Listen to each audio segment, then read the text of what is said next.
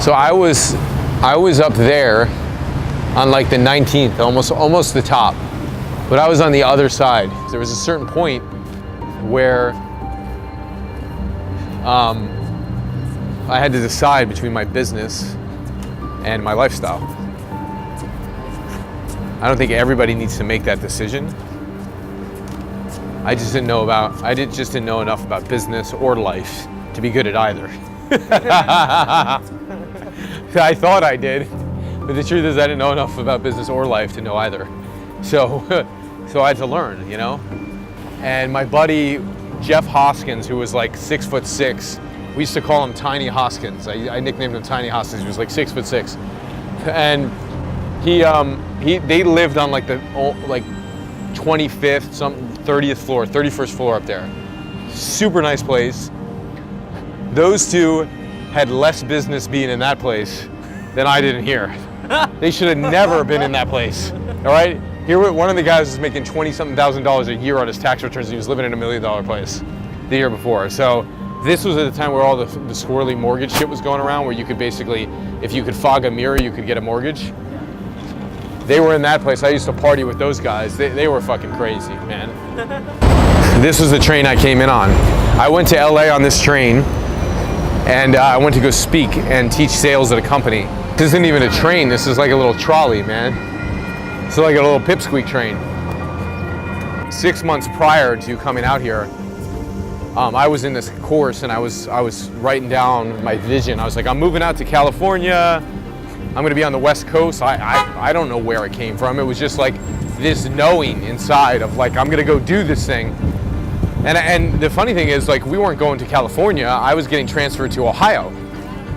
So here I am, like, writing this thing of like, I'm gonna go to California, like no basis in reality or rationality whatsoever. So we ended up, of course, California. Who doesn't want to fucking come to California?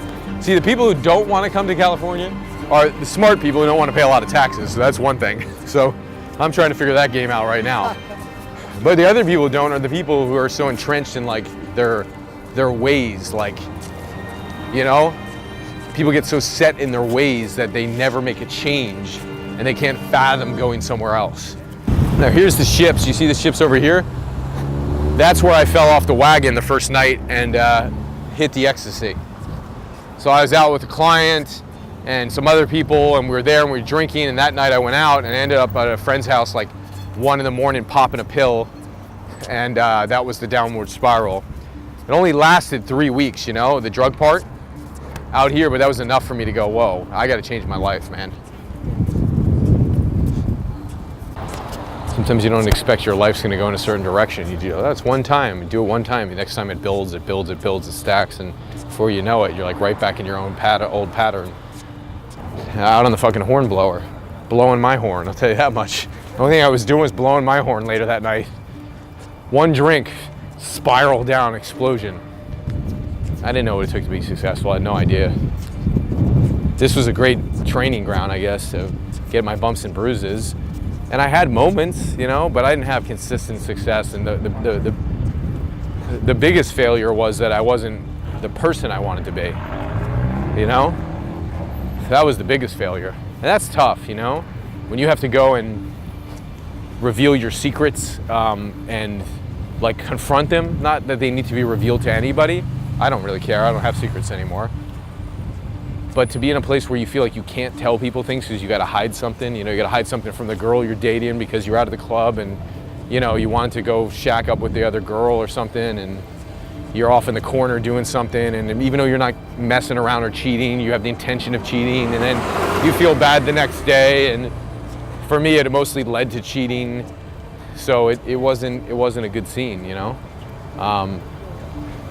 It wasn't a good scene, but you know, there were a lot of times that were fun too. Like when I did seminars, I had that feeling of aliveness and life, and there were a lot of amazing things that came out of San Diego. Like I had the idea to do my one-man show, but a lot of that stuff, it happened as I was cleaning up my life because I got all the drugs and the booze out of my system, you know?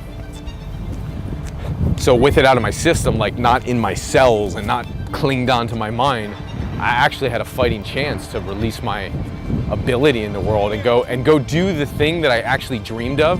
Because I always knew I was a good person, but I wanted to go do the thing that I dreamed of. Like I had the ability, but I wanted to have the execution to do it. And because I was so fucked up with my attention on all the bad things that I was doing, I had no power in present time to go do the things that I need to go do. So I was like a weakling. So people could see my ability, I would come out on the stage, but in my everyday life, I couldn't live like that consistently. And now for the first time in my life, I have consistency. You know, I've never had that before. I was on this dock after I delivered my first seminar here in San Diego. I had no intentions whatsoever to be moving here. And I just like knew that this is a place that I was gonna be. And it was so funny because, you know, 6 months prior when I was in New York Life, I was literally journaling in a course that I was taking called Creativity in Business. I was journaling about going out to San Diego.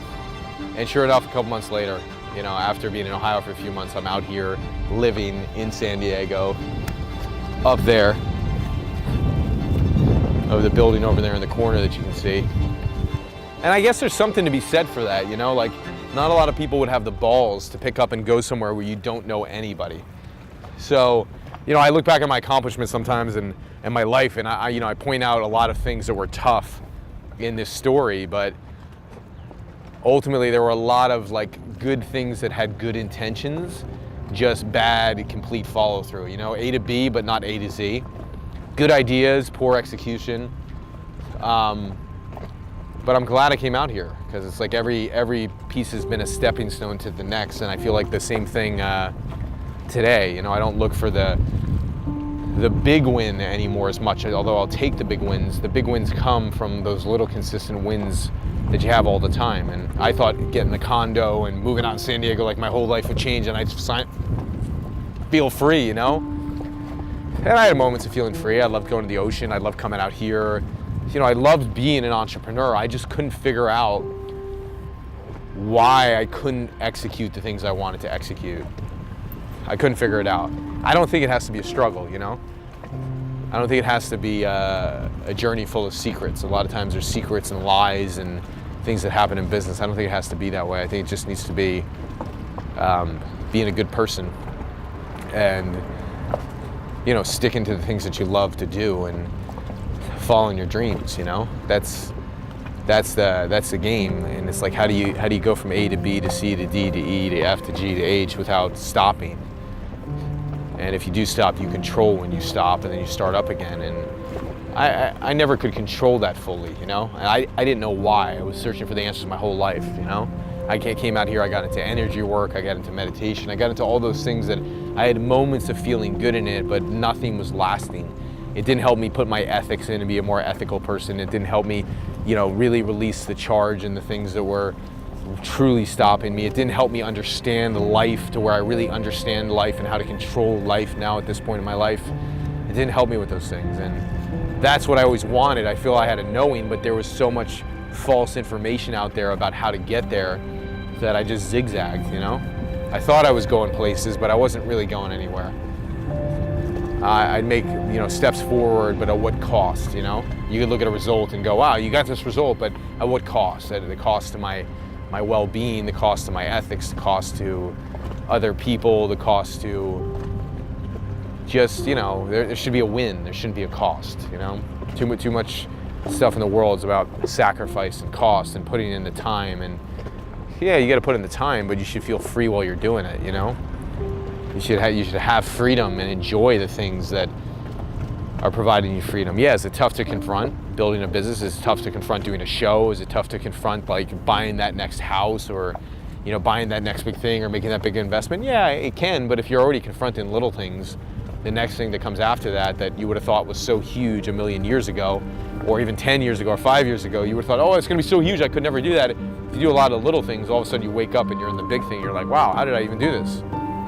So it's not the struggle that people think it is, you know, it doesn't have to be that way.